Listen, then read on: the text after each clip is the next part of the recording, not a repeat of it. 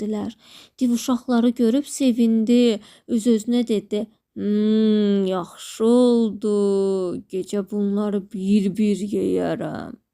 Div uşaqlara çörək verdi. Uşaqlar yatdılar. Gecədən biraz keçəndən sonra div soruşdu: "Kim yatmış, kim oyaq?" Cırtdan tez başını qaldırıb dedi: "Hamı yatıb, cırtdan oyaq." Div dedi: "Cırtdan, nə üçün oyaq?"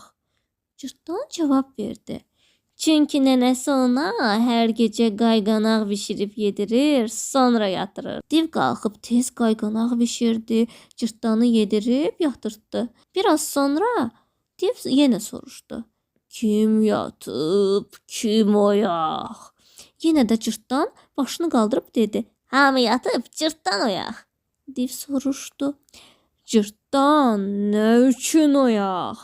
Cırtdan dedi: "Çünki hər gecə nənəsi gedib çaydan ona xəlbirlə su gətirir, içirir, sonra yatırdır." Div tez qalxıb bir xəlbir götürdü. Çaya su gətirməyə getdi. Cırtdan da cəld yoldaşlarını qaldırıb dedi: "Uşaqlar, div bizi yemək istəyir. Tez olun, qaçaq." Uşaqlar qaçıb çaydan keçdilər. Div xəlbiri nə qədər suya salıb çıxardısa, gördü ki, onda su qalmır. Axırda təngə gəlib qayıtmaq istədi. Bir də gördü ki, uşaqlar çayın o biri tərəfi ilə gedirlər.